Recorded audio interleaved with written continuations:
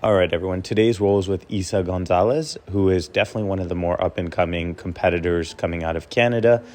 His coach is Dines, who, in my opinion, is one of the best black belts in Canada. I think this guy is going to make a big splash in the international competition scene. Check him out on IG at Role Model BJJ, as he does technique breakdowns as well. He's already got a pretty large following. So what we did in the roll is every 45 seconds, we'd kick up the intensity. So we started, I think, at like 60% or something, because he's doing nice little bucket steps. If you don't have that in your game, you definitely need to add that. It's just this concept of like stepping straight upwards rather than backwards, which is more like a long step. So typically, if you take a left side underhook like he is now, you'll want to pass to the right, especially with that kind of head positioning. But because he's coming so forward, he's looking for that Joseph Chen style tripod camping position passing. And I use my foot on his hip there to stop him. I play this cross-side butterfly all the time, or foot on the hip. You know, I have long legs, flexible legs. I like keeping my distance from people. And I try to always set up my Y guard. You see another high step, aka bucket step there. If you're not playing this, you need to really add that into your game. Now, as the intensity starts to creep up here, 45-second mark, I would say this is probably closer to, 65, 70%. He cuts in with a staple, and I use my knee shield to block his hip so his upper body can't make it through. But the risk with that is he can collapse my knee shield. And he kind of plays this in and out game, tries to long step, maybe to set up another pass. But I try not to overcommit on my reactions, because I know that's where people normally get burned. I would say he's definitely kind of feeling me out here with those side-to-side passes. He's not committing to anything, but I think he's more so gauging how I respond to different movements. I tried to tip him over here, but he's a little bit like a cat. He was able to rotate through and land on his feet again. The tricky part about me playing guard is here he's kind of playing loose and moving forward, and suddenly he shoots out. Thankfully, I catch the ankle, but I have to worry about the arm lock. I try to transition into a leg drag, but he comes up first. So I start to pursue the back, and I keep that butterfly hook active so that he can't sit up as easily without having to hop over to the other side.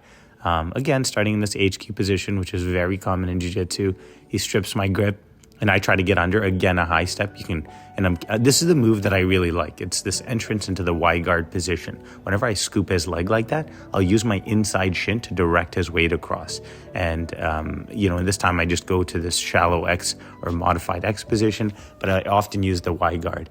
I try to off balance him backwards and forwards. When I get the second ankle, he comes down to his knee. And again, the resistance right now is only about 65%. I think soon we're about to kick it up. He gets a lapel guard, which is definitely one of my weaknesses. And what I like to do is I like to step wide, pummel my foot in, and I tend to get caught. Even though my butt hit the ground, I was able to pummel my foot up and restart. Because his coach is also a judo guy, I know they work takedowns. So I had to be wary of that ankle pick there. Not something I want to walk into. I can see him looking to feed the lapel again, so I'm keeping my lapel tight. And in exchange, I give him my sleeve. As long as my elbow stays somewhat close to my hip, I'm okay, especially when I'm closer. As another 45 seconds just passed, you can see the intensity is probably around 75% now. Now, I do have head control, which is very nice. I can combo this with these high steps as well as long steps. And a long step, your leg tends to travel in more of a circular pattern. And there it is right there. That's a Terry-style long step. But he is hunting my arm there. So you can see he might have been setting up for the arm saddle. Now, again, starting from standing, I am wary of anyone coming out of Dines's gym, especially from a judo perspective. So I try to use this to off-balance him. I love to do this for the bolo. He stays on top, and he's attacking my leg. So you see how I pummel my foot in to undo his triangle, and I secure his head and arm, come on top, making sure my leg is either heavy or tucked away in my leg triangle. He's got an underhook there, and I definitely don't like that. And I'm sure you can notice the intensity is a little bit higher now. I think a little bit less smiling, a little more intensity. Now, as we start again, I know this guy's kind of well known for flying triangles and ankle picks. So I'm trying to be wary of both, but it's hard because one is high and one is low. And it's hard to defend both ends of the spectrum there, I guess. I pummel back to an overhook X.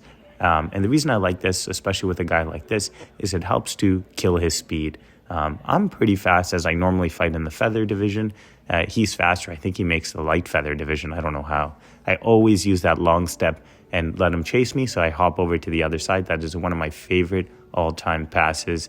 I use a little bit of shoulder pressure. I get a little too overcommitted, and he uses that to roll. What I do here is a super common guard recovery strategy. You can see he's hunting my arm, so I throw my leg over his head, and the threat of the armbar makes him exit. I use this all the time. Most people, especially with experience, won't fall for the armbar, but you just use it to recover. Here you see a classic high leg where one leg is trapped, my hips are facing away. So I throw my leg over, I reset my hips. He throws my spider across, and I kind of use the same motion. I use this inverted movement to threaten a triangle by swinging my leg across as he has one arm in, and again, I know he'll back out. I love this scoop position here as I use it often to slow down my opponent and get into an X triangle or a close guard like Tynan Delpra.